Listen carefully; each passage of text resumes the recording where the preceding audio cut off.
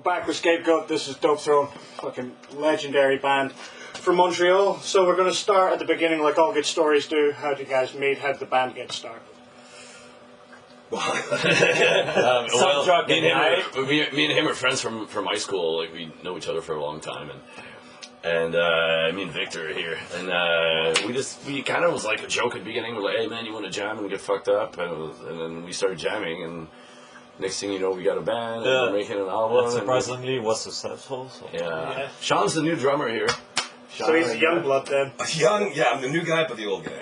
The old guy, but the new guy. Yeah, I wanted him to drum at first, and he was too busy with his record store. Because he's a record store owner. So, FilthSocialStore.com.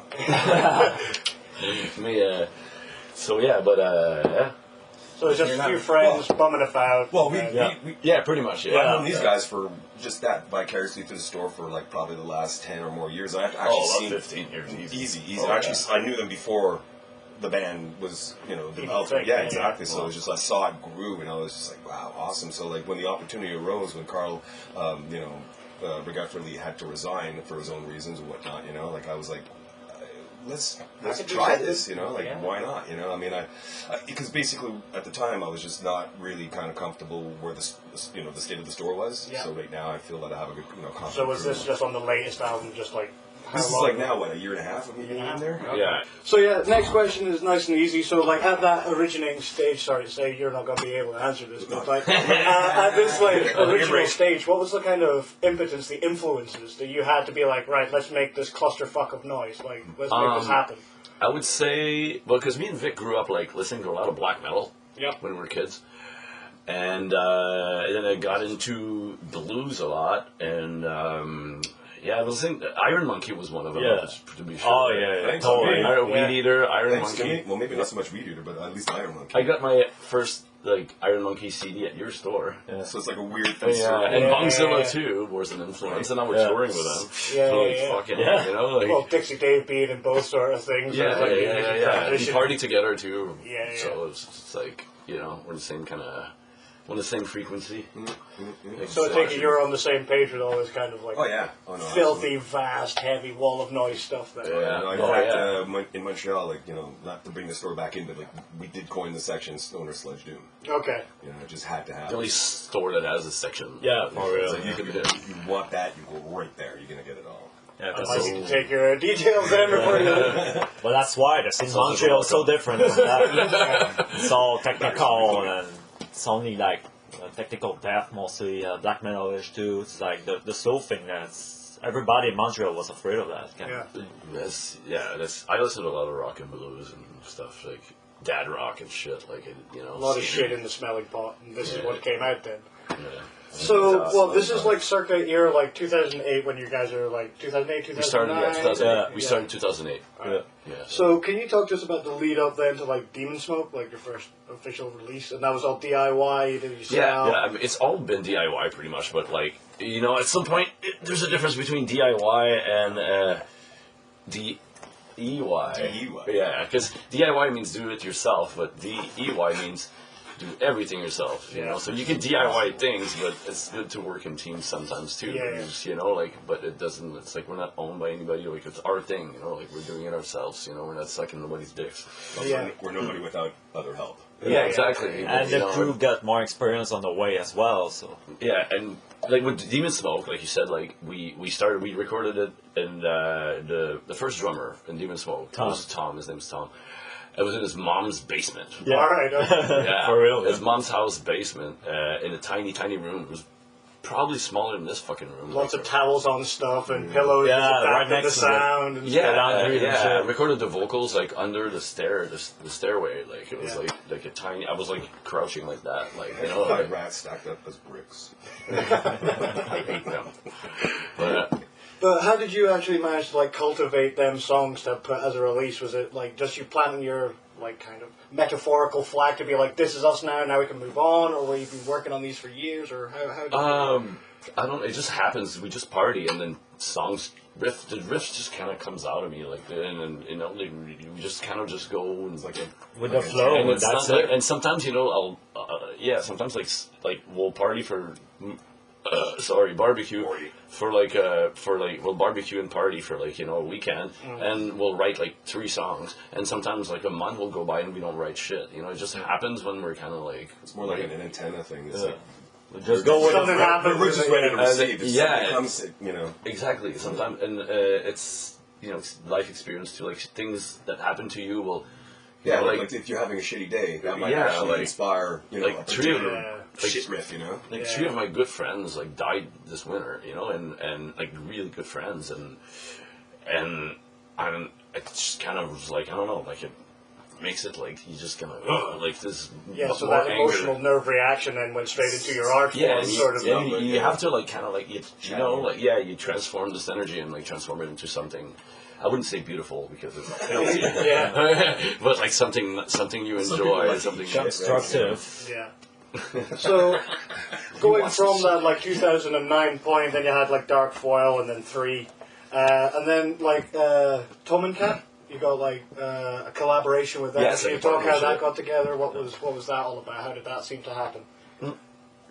We just. Friend of our friend, mostly. Yeah, we got like Since we got Nico and Nico like our management. Yeah, management. We wouldn't be here if it wasn't for fucking this guy. That's for sure. Yeah, literally. Yeah. Because we're irresponsible little fucks. Like we just want to we want to party and play music, and somebody's gonna be like, okay, you guys gotta put this together and like stop being idiots, and like he's like our dad. Well, he's realizing there's potential. Yeah. I mean, okay. But But he's polishing off the rough edges. That's it. Exactly. Making sure you're a bit more streamlined. That sort of thing. But yeah, we're making it what it is. It's helping us a lot. So yeah, props to this fucker. Yeah, he's definitely dad. The other thing I was like to ask bands as well that do them is like the splits, like Fister. You just split with them. Like I love splits and like utilizing them to get bands together. You might learn something new, things like that. So what did you guys get out of it? And as well as like how did that come to be? How did the Fister guys get? I just came on Facebook and we were just talking, and he goes, because Fister is known for making many splits. They love doing and they're that. fucking punishing too. Yeah. It's like they're evil as fuck. So I think he's the one who asked me or something. We're just chatting, sending each other like weird memes or something. I don't know. And then and then he goes, "Oh, you want to do a split?" The bromance, no dick pics. but yeah, like, and then it just happened when it was split. Sure, fuck yes, do a split. It's gonna be cool. And then we've been working with Alexandre Goulet from Montreal, the artwork guy, the graphic guy. We started working with him with Ashalaga, and then he's been our guy since then, and he's doing great work, I think. Well, that leads in perfectly, because I was going to say that your art style is like pretty fucking insane. Like, I do like it. It's a like kind of breath of fresh air because it's still got that psychedelic weird edge to it, but it's also cutting and brutal at the same time. Right. Yeah. So I was going to ask you, like, because this is another thing about the whole music industry, that it's you guys work fucking hard about making the music. But it's a whole package. You got to show something to somebody, and then I was gonna just say that. Yeah, so like, no, we're the real meal deal. Yeah, so how did you get in contact with him? It was just like a kind of friendship sort of thing, or he was doing artwork for show, from a friend again. So. Okay, just friends, really. It's kind of like everything good that happens in life. Or like when you get a good job or anything you do that like it's usually good, it's because you know somebody that knows somebody. I mean, I never sent one resume in my life to get a job. Well, I never worked legally either, but. So then, from that 2008 all the way up to 2018 with Trans-Canadian Anger that's just come out, how do you see your guys have evolved? Like, how have we got to here is pretty much it. This guy. I mean, I would say, how do we... I guess it's just, we all been in bands for a long time, even before Dopethrone, of course, and, different kinds of music. You used to be in a grindcore band, I used to be in a grindcore band, a hardcore band, and, all like different kinds of music. And I think we want to kind of bring all that to the plate without losing the roots, we'll say. Like there's the bands like the sound. Yeah. So we're keeping that integrity, but at the same time, you have to evolve. stagnance is dead. I think the doom scene is like really saturated. It's like any music scene. Like it's kind of like it gets like, oh, it's like I can play slower than you can play, Yeah. and my dad's stronger than your dad. Yeah. And then Right, just get the balls out. but sometimes it gets like to a point where you hear a band and it's like a lot of bands have the same You're like, tone or the is same it that sound. band or is it that So, band? Yeah. so we wanted to like kind of bring more fuck you to it, more punk to the sludge and the doom. You know, just bring it more of a more. So that's why Urgent, that's when the you world is urgent. more urgent, more urgency, and that's where you come in because Because I'm a hyperhead. yeah, 2 days in, I already. Yeah, you get the black eye on the fucking second day. At Hellfest, I fucking hit my head in the head with a stick. it's true story. Vicious. He got punched by a girl. You deserve to see the size of her. And that tit in my face. Good God. No, he hit his face with a stick. That's what happened. So, like, with all this, and as you say, it's like doing it with friends and things like that. It's like, it's all about the kind of group and community aspect to it. But I always want to ask these bands, like, you've come a long way. What's the impetus to do this? Why do you, A, play this disgustingly heavy music, and B, why do you want to get in a van, smell each other's farts, like, for weeks and weeks and weeks on end, and shit like that? Like, Oh, you hate it at first, but then you start realizing it's what you did it all for. Yeah. Because and it's an adjustment, you know. Like we were all kind of just talking about this afternoon. It's like, you know, we've done tours, and you know, you always kind of wonder at first. You're like, why? But then at the end of it, you're like, now I know. yeah. Yeah, it's like, weird. You know, like I'll give you a quick analogy, but it's like, you know, we all have tattoos. At first, and then you're like, oh yeah.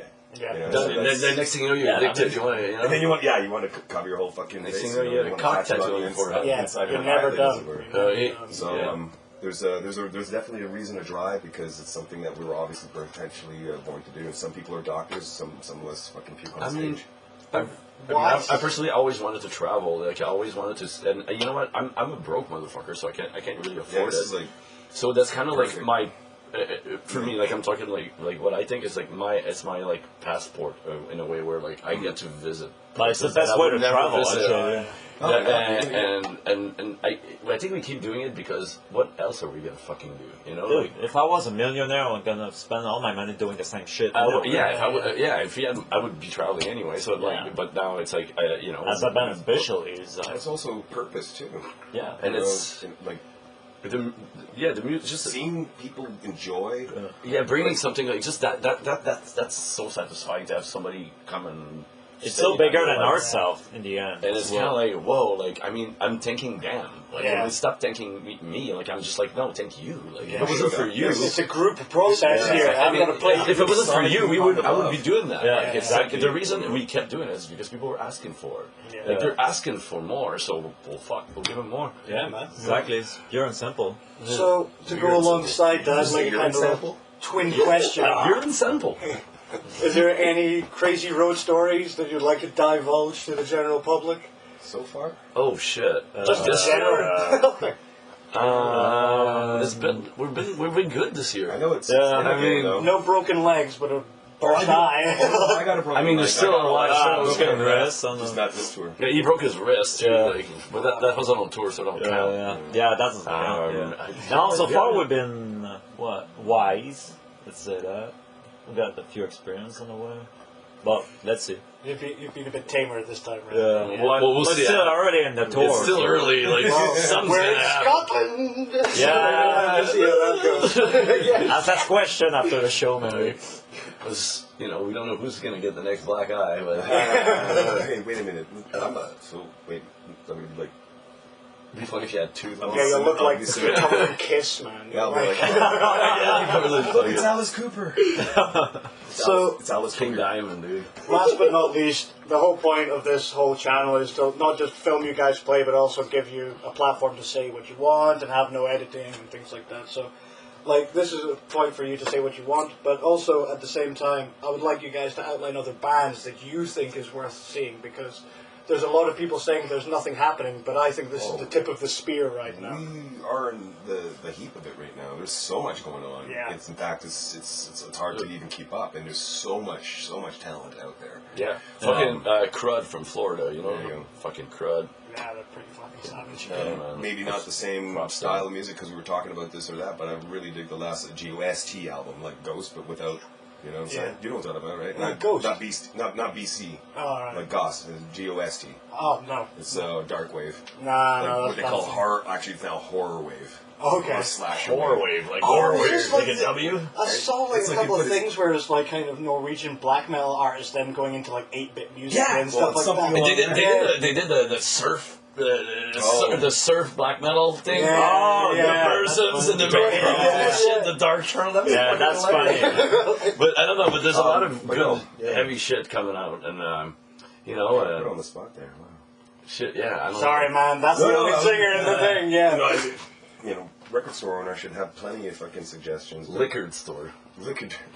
Like Ethan from Primitive Man pretty much gave it to me of like bands that only do splits because you can't collect them all. You're like, And that was pretty much it. I was like, that's pretty much a good way. That's to a think really of it. good way to Calgacus, there's a good example of like insanity, right? I mean, they're like just what they call mincecore, but they got like what 300 releases. It's insane. You need to check out Chin Sniffer and Sloth Hammer. Okay. They're both from down in Leeds, and they're like. That sounds great already. Yeah. I mean, I didn't That's hear a little the gem music. for you to It take away. sounds good. Okay. But anyway, lads, thank you very much for your Thank time. you. It's been awesome, and I'll get this edited up for you. But thanks very much for your time. It's been neat. Pleasure. Cheers. Yeah.